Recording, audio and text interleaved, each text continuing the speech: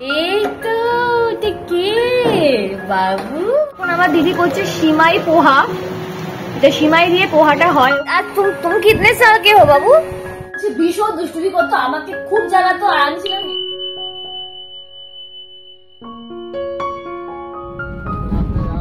Hello everyone, আমি আবার এসে গেছি একটি নতুন ব্লগ নিয়ে। তো আজকে আমি যাচ্ছি আমার দিদির বাড়িতে, ওখানে সারাদিন কাটিয়ে বিকেলে ফিরে আসবো। দিদির বাড়ি চলে এসেছি। বাবা সকাল 9টা বাজে, এখনই এত যে গরম, এরপরে যে কি হবে পাগল হয়ে যাবো। বাবা কে বাবু? হ্যাঁ কেমন আছে বাবু? এই তো দিদি এসে গেছি, আমি এসে গেছি, তাড়াতাড়ি চলে এসেছি। আজকে বাইরে এত গরম, তাড়াতাড়ি বেরিয়ে পড়লাম। নাও ব্রাশ করো। হ্যাঁ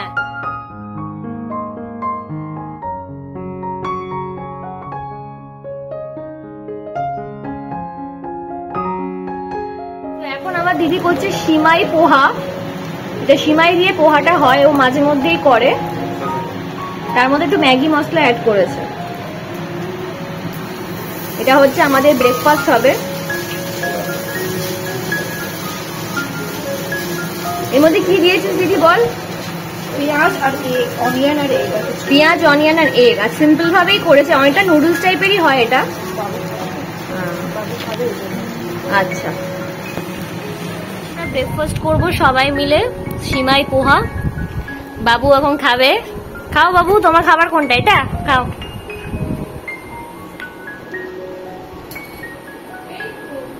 বেশি করে খাও, এটা এইভাবে কেউ খায়। আর ডান হাতে, হ্যাঁ গরম है, थोड़ा सा ठंडा होने दो। और ডান হাতে খাও, রাইট হ্যান্ডে। আর এটা হচ্ছে আমার খাবার। আমি অলরেডি একটু বাড়ি থেকে খেয়ে এসেছি, তো তাই ভাবলাম বেশি খাবো না, অল্প খাবো। হ্যাঁ এই তো এখন স্নান করে এলাম, ব্রেকফাস্ট হয়ে গেছে, এবার স্নান হয়ে গেছে। এখন একটুখানি বসলাম, একটুখানি এসিতে। প্রচন্ড গরম লাগছিল। তাও দিদির বাড়িটা বলবো অনেক ঠান্ডা, আমার বাড়ির থেকে ভীষণ ঠান্ডা এই বাড়িটা। যাই হোক, এখন বাবুর সঙ্গে রয়েছি। বাবু এখানে বদমাইশি করছে। না, আমি ল্যাপটপ দেখছি। তুমি ল্যাপটপ দেখছো? এখানে কি করছো বাবু? খেলনাবাটি খেলছো? আচ্ছা, ছোটবেলায় খেলনাবাটি খেলছে। হ্যাঁ তুমি খানা বানাচ্ছো।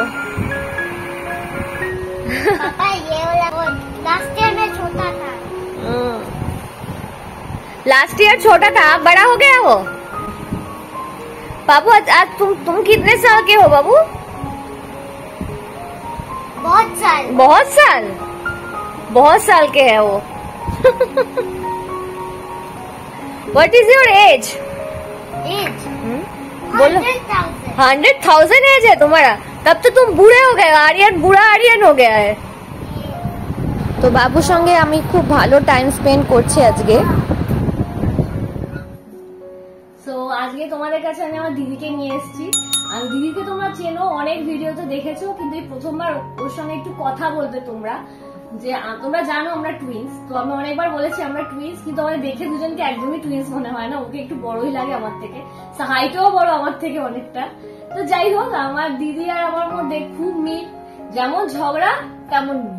মানে ছোটবেলা থেকে আমরা একসঙ্গে ছিলাম, মা বাবা দুজনে অফিসে চাকরি করতো, কিন্তু আমাদের মধ্যে যেমন খুনসুটি করতাম, যেমন ভালোবাসতাম। ওকে কেউ কিছু বললে আমি রেগে যেতাম, আবার আমাকে কেউ কিছু বললে ও রেগে যেত। মানে আমরা দুজনকে প্রোটেক্টও করতাম। আমাদের মধ্যে এমন সম্পর্ক। ইনফ্যাক্ট আমাদের বিয়েও পাশাপাশি, খুব একটা দূরে নয়, 1 বছরের মধ্যে। হ্যাঁ 1 বছরের দূরে, 1 বছরের মধ্যে আমাদের বিয়ে হয়। তো যাই হোক, আমাদের মধ্যে এখনো সেই বন্ডিংটা আছে। দিনে দুবেলা অ্যাটলিস্ট ওর সঙ্গে কথা বললে হয় না, তো আমাদের মধ্যে সেই জিনিসটা এখনো আছে। কিন্তু আমার একটা কথাও শোনে না। মানে আমি যেটাই ওকে বলবো এটা করিস না, সেটাই ও করবে। একে অপরের বেস্ট ফ্রেন্ড, সোলমেট, এরকমই আর কি আমরা দুজনই। আমার বেস্ট ফ্রেন্ড বলতে ওই, আর ওর বেস্ট ফ্রেন্ড বলতে আমি, আর কেউ নেই। আর কি।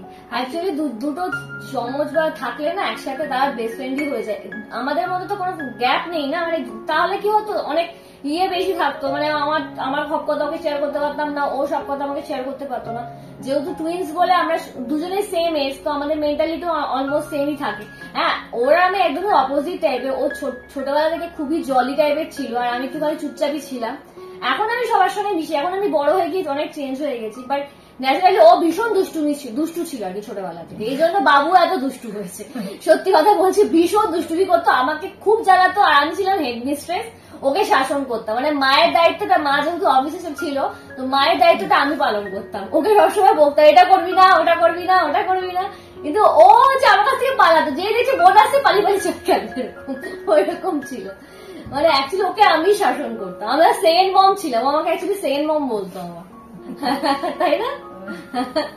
আবার ওই কথাটা আমি আমার হাজবেন্ডকে বলেছি, ওরে বাবা কি হাসি, হেডমিস্ট্রেস তারপর সেকেন্ড মম, ওর ভীষণ হাসি, মানে কি বলবো। যাই হোক, আমাদের ছোটবেলাটা খুব মজার ছিল, খুব এনজয় করেছি আমরা ছোটবেলায়। তো এখন সেই দিনগুলো খুব মনে পড়ে, যে পুরোনো স্মৃতিগুলো আর সেগুলো তো ফিরে পাবো না, যে আমরা দুজনের সঙ্গে থাকবো সারা জীবন, এটাই হচ্ছে আমাদের কাছে একটা ভালো ইয়ে আর কি। এটাই চাই আর কি, সারা জীবন যেন আমরা একে অপরের সঙ্গে থাকি, সুখে দুঃখে। বাবু আর আমি এখন উনো খেলতে বসেছি। আমি সত্যি উনো খেলতে একদমই পারি না, সত্যি আমি পারি না একদম। ও আমাকে শেখাচ্ছে কিভাবে উনো খেলতে হয়। বাবু শেখাও তো আমাকে, আমি জানি না কিচ্ছু। अच्छा मैं दूंगी ये लो तू। अच्छा ये लो और ये लो। अच्छा दे रही।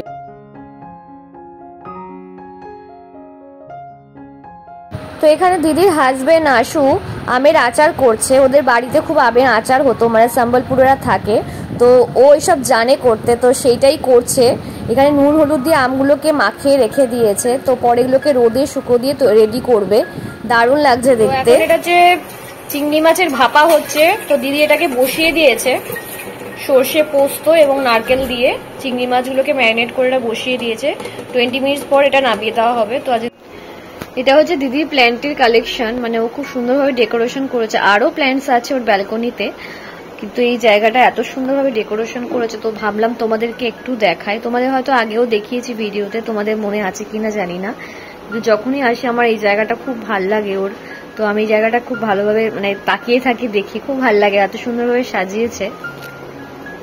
আর এই জিনিসটাও তোমরা দেখো কি সুন্দরভাবে লাগছে। ও এইসব জিনিস খুব ভালোবাসে, মানে ওই জন্য কিনে কিনে সব সাজায়, অনলাইন থেকেই বেশিরভাগ কিনে কিনে সাজিয়ে দেয়। খুব ভাল লাগে, সারা বাড়িতেই এই জিনিসে ভর্তি, শোপিসে। আরো আছে দেখুন, আর গাছ তো আছেই বাড়িতে, প্রচুর গাছ আছে।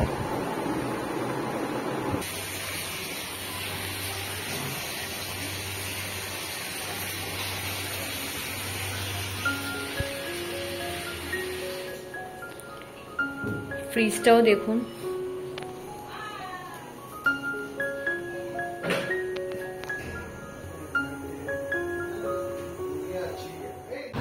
এখন লাঞ্চ করছি, চিংড়ি মাছ সর্ষে ভাপা দিয়ে এবং তার সাথে শুক্তো। দারুণ হয়েছে শুক্তোটা এবং চিংড়ি মাছটা। এখন বাজে বিকেল 5টা, তো আমি ফিরে যাচ্ছি আমার শ্বশুর বাড়িতে। আজ সারাদিনটা খুবই ভালো কাটালাম দিদিদের সাথে, বাবুর সাথে।